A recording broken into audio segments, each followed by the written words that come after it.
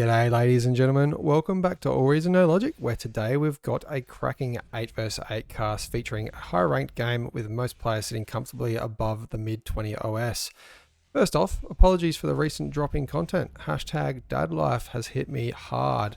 All the energy that went into making videos has been redirected into perfecting my dad bod and carb loading my way through sleepless nights. So if I trip over my words or slip up during this cast, I'm officially blaming the sleep deprivation. Thankfully, I've got Pradith here to keep me on course, a true lighthouse guiding this sleep-deprived ship through an empty ocean. Let's dive in. And by lighthouse, you mean I went on holidays and abandoned the channel for 2 weeks.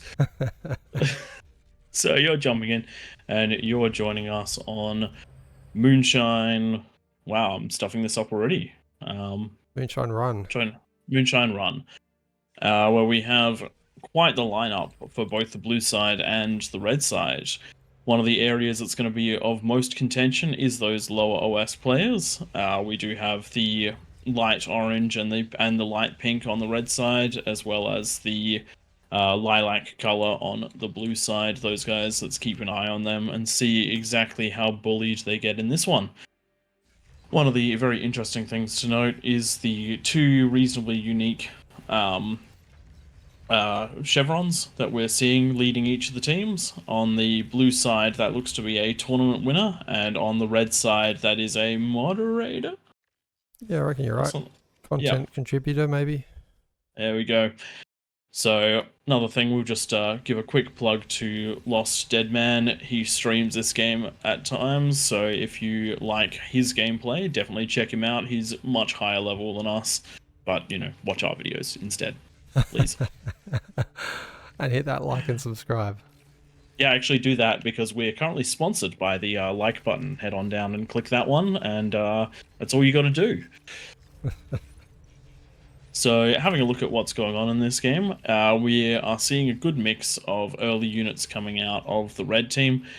We've got some ticks already halfway across the map, with some rovers just a little ways ahead, and some grunts at the top half of the map. Certainly getting those units out a little bit faster than the blue team. Blue team going a little bit heavier into the eco before getting those units out.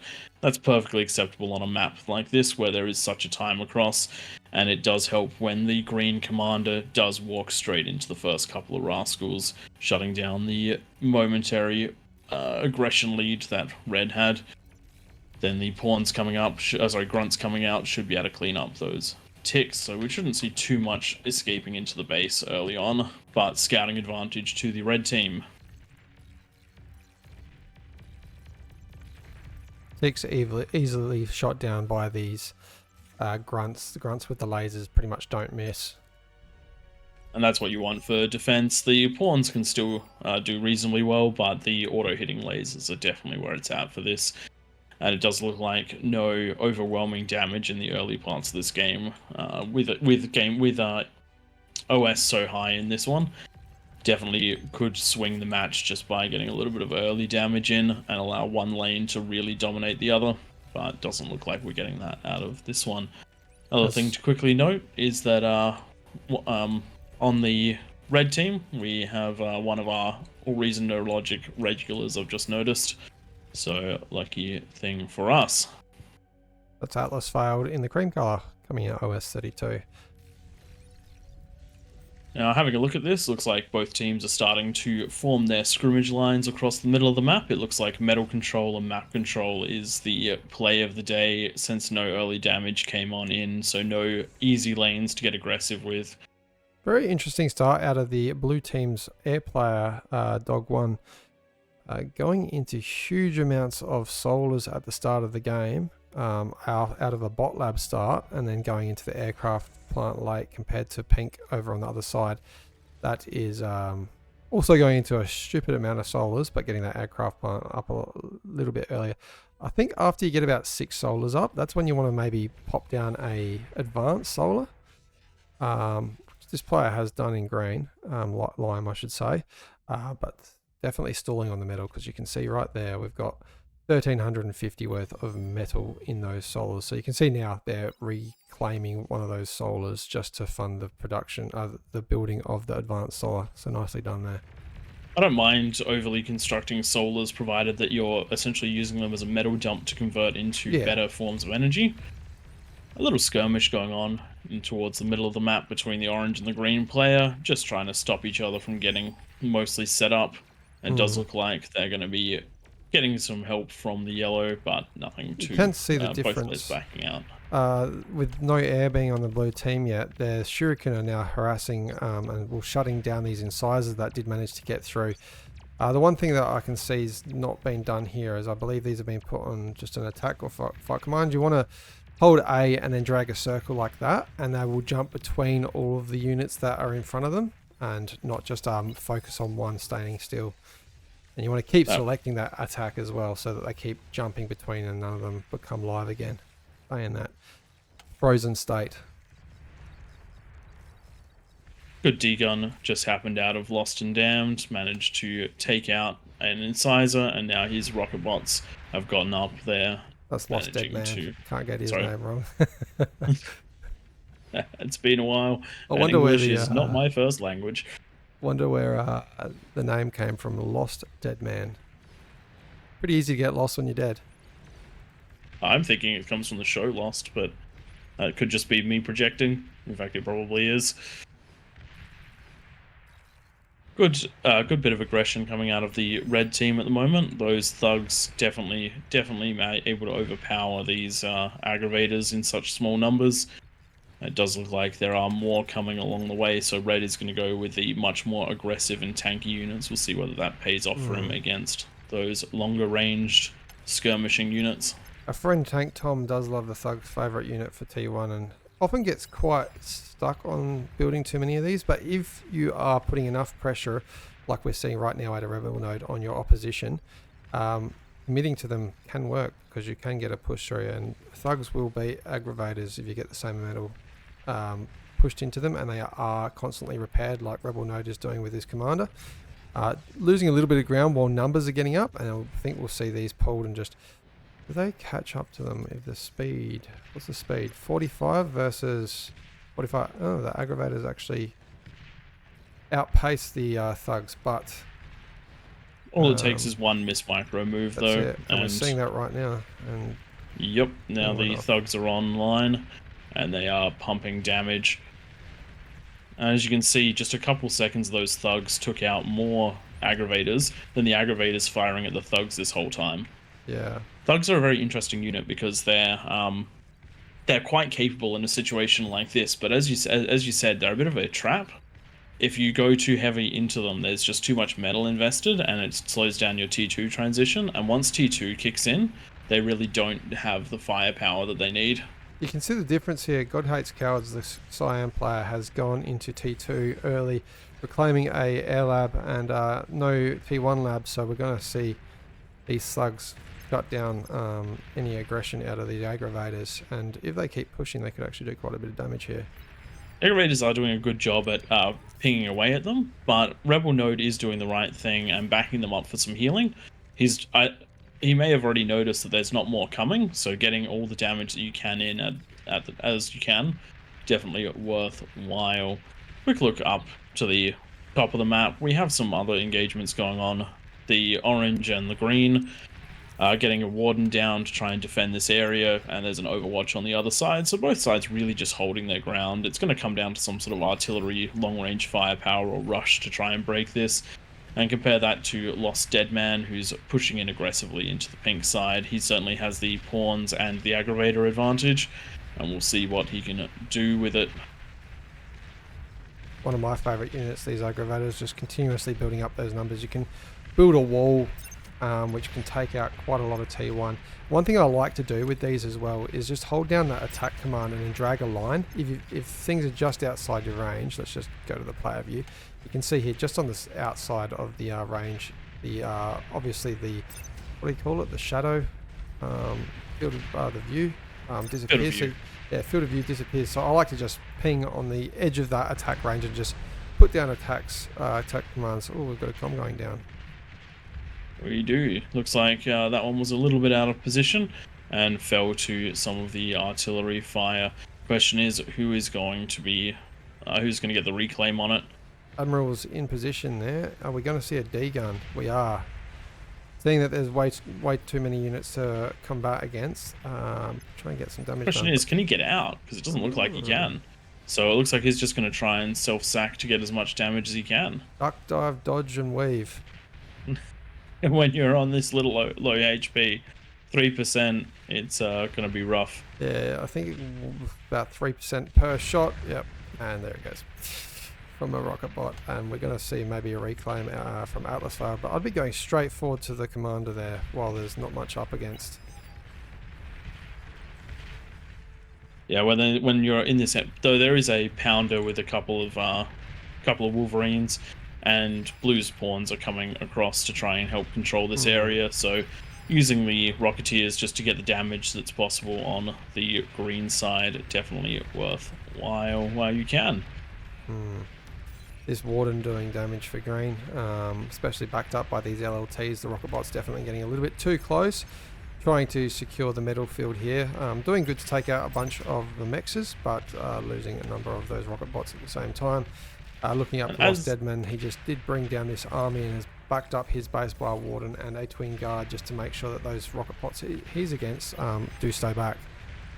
Having a quick jump down to the bottom of the map again, it looks like the thugs have met their match now. They definitely pushed in and did some damage, but they weren't quite able to punch into the T2 lab, and now they're just getting picked away by that extra range of the Sheldon. So it looks like the T2 might have looked a little dicey to start with, but now that it's online and rolling, it's definitely been doing well. And you can see just behind it, the shurikens are landed. They're ready. They've actually popped in a couple of times over the course of this fight to really even things out. So props to the air player, who's actually been very, very responsive on this side and kept a lot of this side from falling. Yeah, it's interesting watching what's happening down here. So Baker's done a really good job, the light blue player. Going through, there was 2,500 metal there in the backbone. It's down to 1k now. Getting that commander to reclaim everything. We've also got Resbot in the back there. So metal going back to the blue team. And the yellow player only built a handful of these aggravators and instead's going for T2 static defense of the Persecutor. That is going to outrange these Sheldons and take them out if microed and ground attacked correctly. That Persecutor is actually in a really good spot because it shuts down so much of this aggression over here. And in a time when the blue team is certainly winning on the aggression front here, provided it doesn't go down to the Sheldons, it should be able to hold basically everything here at bay. These Sheldons are really trying to attack it, but we've got 2 T1 construction bots, 1 T2, and then 2 construction turrets, all keeping the healing going. They're trying to keep this alive, and yellow going in with the commander. Doesn't look like it's going to stay alive, though. No, very close. Oh, just short on the commander, and you might see the actual last volley too. Good because these shurikens have arrived. So that was a close fight. Still can get a chunk of it back in reclaim, and it looks like they're putting another one up. The build power is there for it. Yeah, so, and I like what was done with the shurikens there. Just going in, and it's kind of just like a scare tactic, going in and saying, "Oh, if you get too close, we're going to pounce on you," but not committing to staying there because they don't have the units to go and do the damage. And there is definitely air that would be coming up on the radar in the form of T1 fighters. Something that I wanted to look at on the blue side. Great use of walls over here. Oh, so we've just had the purple comm go down. It managed to escape death once, but couldn't quite escape the pounders and the Wolverines this time round. Based on the units around, it really was up there undefended, getting reclaim. Got to be a little bit careful with those comms. Quite a few tanks on the field for green. But they weren't in the right place, and a lot of them are artillery. Yeah, we've also got a Persecutor going on up here as well. That Persecutor will definitely help shut down this area. So Red's getting into a bit of a defensive time in their life. And yellow, looking at the back of their base, interesting, going into quite an early fusion. Still no units out in the field. Meaning to getting, wow, all these metal extractors are up and running. We've already got 9 of them T2. And the one on the front line as well, 10. Only missing one in the background. I don't think they've seen that Elon new AI. Interesting to note, the income is actually, when reclaim isn't a factor, is actually reasonably even. across these two teams. So even with even with the defensive play of the red team and all the extra units out of the blue team, they've both managed to eco very, very equally. An area that's worth looking at though is the OS8 player on the blue team. Definitely a bit of an overinvestment into solars. Ooh. Though he is holding his lane, so I'm not gonna bag him for that. Certainly not the most pressure, but hasn't folded yet, so good on him. Yeah, he could definitely reclaim some of those solars to fund this T2 lab. Does have the metal, doesn't have the build power. You want to get down like 2 or 3 construction turrets, in my opinion, before going into a T2 lab. Because if you don't have one and if you finally get it up, you're stuck only pushing out maybe 1 unit every 40 seconds or so. Pretty rough on being an OS8 in a map like this. Yeah. You can definitely feel the inexperience. Like you said, holding their own, so doing well. Yep. Lost Dead Man with the Sheldons on the front line has managed to pick apart most of Daffodil's front line. They did have a agitator coming up, the T1 plasma artillery turret. Just down to the remaining aggravators and pawns. But going into T2 transition, you can see in the build queue there straight away an Augur, the radar bot, with his own Sheldons coming out. Interesting. A lot of solars in this game. Well, there's no wind. Oh. I did miss that. You didn't notice that, did you? There you go. There's my first big slip up. Yeah, there's one of the nice things about solar maps is that even all the investment you put into your tier 1 or your advanced solars can actually be reclaimed into metal in the future. Once you get those fusions down, you're good to go. An interesting thing you don't see very often here as well. The yellow player did just put down a bunch of T1 solars on the front line. Built 3 T2 advanced metal extractors and now reclaimed the solars to fund the production of an advanced exploiter. So a very strong static defense on the front line with quite a large attack range.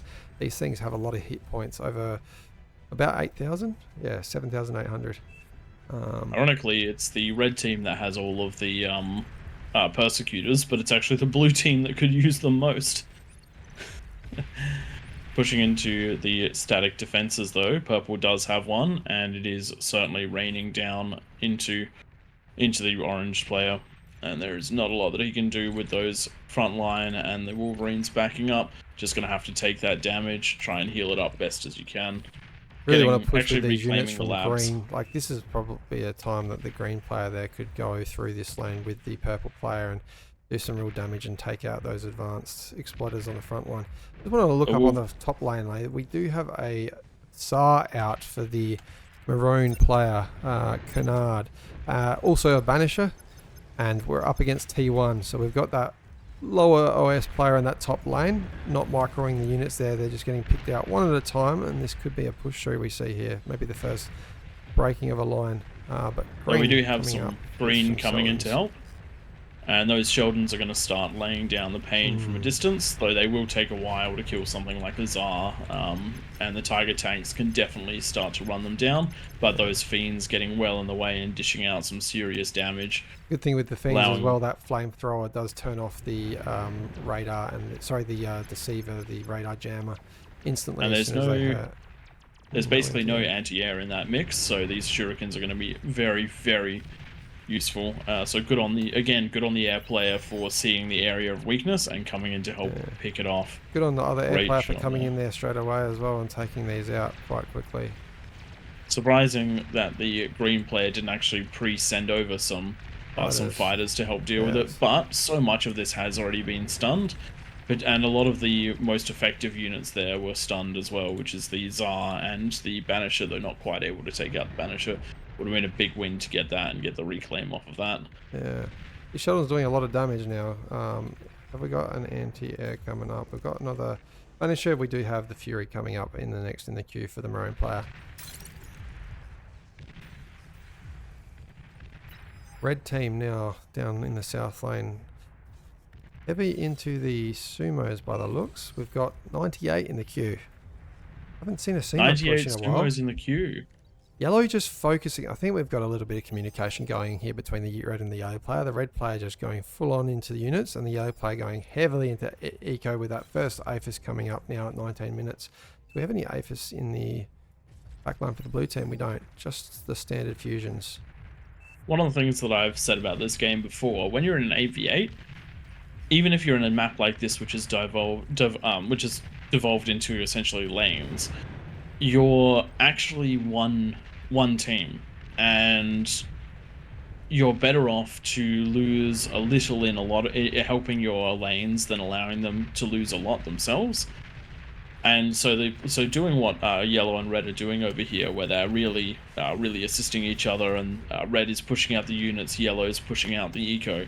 It's definitely a way to deal with it, because trying to do the whole map is very difficult, but getting sections of it very, very manageable. Big airwave pushing across at the moment, and pink does not quite have the fighters to deal with it, at least for the moment. Though I wonder what the I was going to say, I wonder what the point is of it. We've got scouting in the background. You can see the scout planes being microed. Yellow pushing out a lot of scout planes as well. I wonder what the tactic is here. So even just swapping over to the player view, having a look at what they've seen now, they definitely have an updated view on where the APHIS are, where the fusions are, but only for a couple of the players. Even still, I actually reckon that's probably worth it, because the mutual destruction of both air forces is not a bad thing, provided that you're capable of getting yours back online, which the air player is not. Doesn't even have an air lab for the blue team. But does have an APHIS, and going straight into the T2 air lab now. Getting that dragons, dragons. Totally not a good play, but awesome. And returning in kind, yellow is sending his scout wave across, and unfortunately there's barely anything to stop this, so I reckon yellow's going to get a much more comprehensive scout out of that. Ooh, we just had the sumos push through and take out a commander in the bottom lane. Big and tanky units. Those sumos were managed to push through despite being shot at by the prosecutors the whole time, and there are more coming. In fact, quite a lot of more coming. So we'll see whether they actually manage to punch on through. The teal player, having a look at what he's got, he is pumping out some furies. You need to once you see that air scout, because it means there could be an air bombing run. But what he needs is he desperately needs some units, because fiends are starting to pump through, the sumos are starting to pump through, and yeah, he's in trouble if he's having to split his attention between anti-air and anti-ground. What do we got? Oh, we got Catalyst on the front line. I haven't seen Catalyst used that much in. I love Catalyst. Catalyst, nothing can intercept them. They do have a limited range, but that's still quite a big range. You can see the circle there. Yep. Coming out well into the well past the defensive line for the blue team. So maybe missing a bit there. Into the persecutor, managing to take it out, which is basically all the defense of the teal player down. They're definitely going to need some air support or some sort of support to hold this. But based on what they're building, it's going into eco at the moment, going into a APHIS instead of units. So this could actually be a big problem for the bottom side of the map. Yeah, God hates cowards. Has 4 fusions, converting all that energy as well at the same time. I am very surprised that they've chosen to go into an APHIS now instead of going into some T2 units first and then going for the APHIS afterwards. I mean, definitely a higher ranked OS player than me. Maybe they've got a T3 maneuver on their mind, but okay, straight away T2's up. Not worrying about the conversion yet. While that happened, we had a great little pick-off from Lost Deadman. He managed to get a good surround with Fiends onto Pink's comm and take it out. Definitely an expensive fight, but that's one more comm down and not in a position to be overly rezzed. Though he does have to make sure that he gets more units out. Not the highest on the eco and not currently building any units. Using these Spectres just as vision as well to make sure that the Geldans and the Scorpion have perfect connections. We just had a Juno drop down on the yellow player. That's all the radar detection, Ooh, all the radar and the counter radar taken out. So that's the comm going down. and the ability for yellow to defend against this is I very, wanna very limited. interrupt. We've got scuttles out in the field, and we're trying to take out this persecutor that's doing all the damage, and it looks like we're going to get it. Those scuttles Here we do go. so much damage. And we've got multiple Oh, coming yum. across. They're now going for this Sheldon ball with thugs. Sheldon ball. Yes. There's no detection. Wow. That is one of the best connections I've ever seen from a scuttle. Oh, that's so good. That's so good. I hate the I do hate the stealth units, but man, do they make for a good cast. That was impressive. So that has pretty much taken out the only T2 army of decent size near the bottom. Actually, I do correct myself. God hates cowards with plenty of Sheldons on the front line, but they do take forever to take out these sumos with 54,100 health per unit. I really thought yellow was in trouble there with that attack. The Juno perfectly placed and the attack coming in while it was going on, so barely any ability for the defenses to actually do anything. But those scuttles have 100% taken out a chunk of the game and swung this entire bottom side around. 30% damage on the commander with one scuttle hit. You can just see how much these scuttles are doing there. Counter intrusion's up now, but not being seen. This is one thing that you were saying to me before, like we do have the counter measure system up, but it doesn't allow the units to hit perfectly. Obviously, if you get 3 of those pinpointers up, that's going to make those connections right. The interesting thing is that you can't actually with the counter intrusion detection system, puts a red circle around the units, but you can't actually then select units and tell them to attack that red circle. You can manually target ground, and that's I don't know whether it's something that should be changed or whatnot. If you have an opinion on that, chuck it in the chat below. But playing against it, even with near perfect micro and seeing it, the only thing you can really do is throw units into the problem. So if you don't have something cheap or something fast nearby, it can actually be really hard to stop it, even if you're paying attention and can see it. Atlas Fail doing a lot of damage there up north with some tanks taking. We've got some of these scuttles that are heading towards the green column. I don't think they're gonna make their way in. What's what's happening is red has just managed to break through in the bottom lane with all these sumos. But you can see here that the Cyan player going heavily into APHIS and not converting any of triple APHIS, no units, and tapped out of the game. I don't don't love that. It's greed to the max, and you were already being pushed. If he'd built that one APHIS, then transitioned into units, we could have held this. And he did make a comment. Two APHIS. Do Sheldons just do 0 damage? They don't do the most, but you did only build about, I think there was about 15 there. Wow, yeah, you need a lot of them. Doing so much. Like Scuttle's taking out about 40% on one of these mammoths each hit. You got to think about it. 2 APHIS worth of metal is 19,000 metal. 19,000 extra metal worth of units here could have stopped this entire side from falling.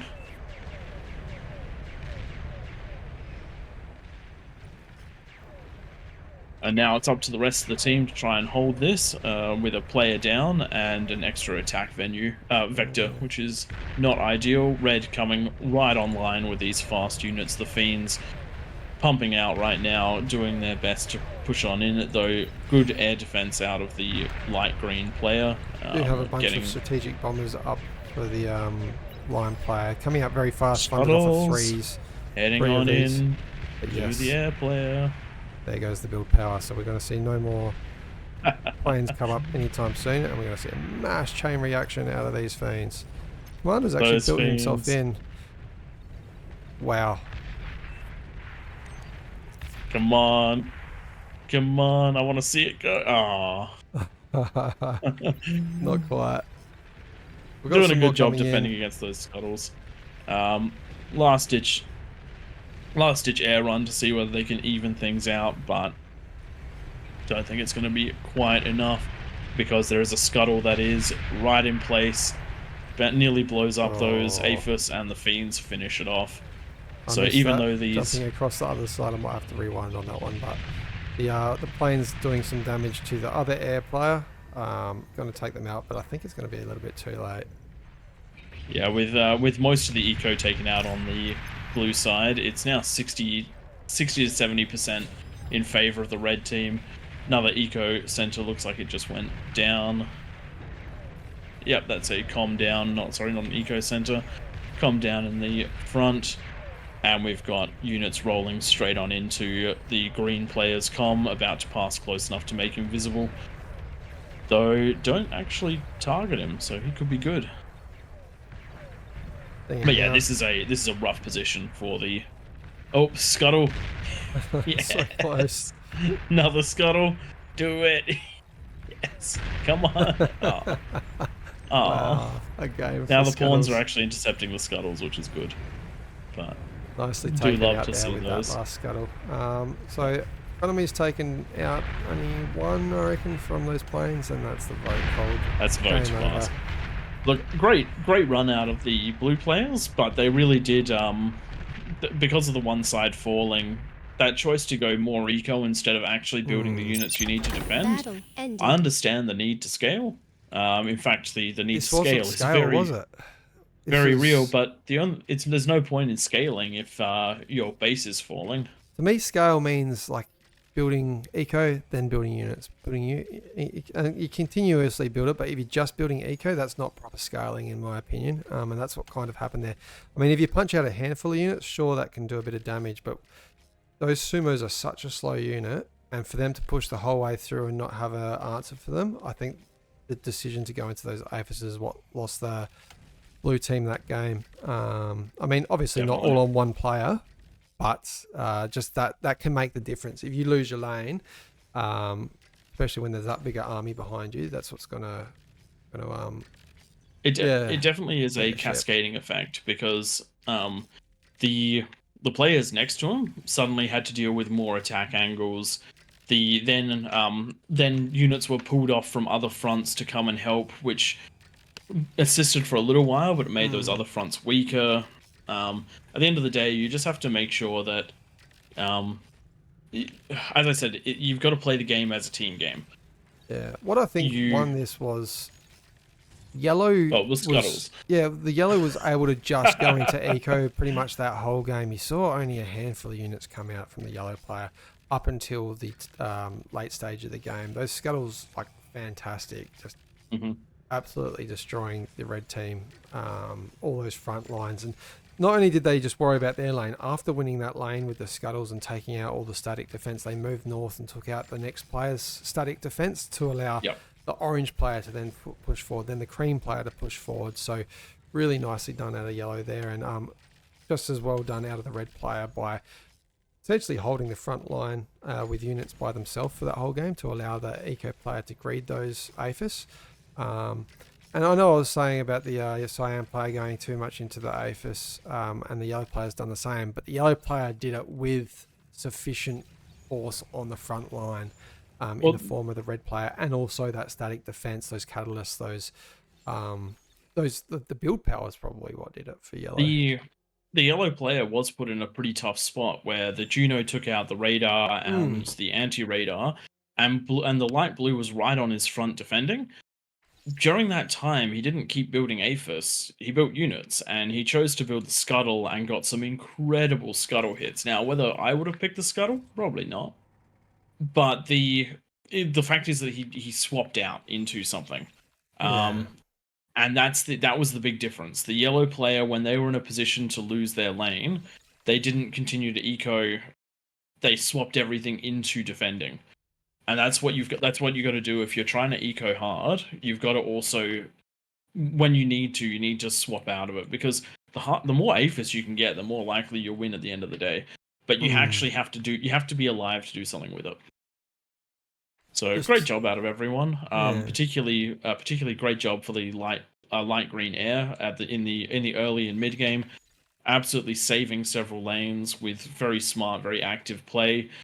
And a good job out of the red and yellow players really teaming up on this one, and defending that lane, building up together, playing together. I also just want to mention a good job for the lower OS players that managed to keep up, at least to a degree, within this. there wasn't really any of the lower OS players that turned into a losing lane. They did some. There was a little bit less contribution as expected because they're not as experienced, but none of them were the reason this game fell apart. That's right, and there's probably the opportunity for some pushes to happen, but good job for the blue team and red team as well, where the next person in that lane moved up to help Yep. out where those pushes happen. We saw that on the top lane with that SAR push be intercepted by those Sheldons and also those Shurikens. And So Shurikens. very good Yep. out of both air players, actually. They kind of covered each other off throughout the whole game, and there was no real air win until right at that last minute then, but obviously their greed was a little bit too extended, and those bombers only getting that damage done after the blue team had already lost one base. So yeah, there you have it, people. You've seen those graphs on my screen there. Clear eco advantage out of the yellow player to start with, well, not to start with, throughout the game, and then paying off right at the end by being able to punch out those scuttles so quickly. All right. We hope you guys like this one. Like we said earlier, really appreciate a subscribe, and we hope to get back on the content making bandwagon throughout the start of this year, and see you guys in game hopefully. Thanks everyone for watching. Spam that like button. Remember, they did sponsor us this time round, and we'll catch you next time.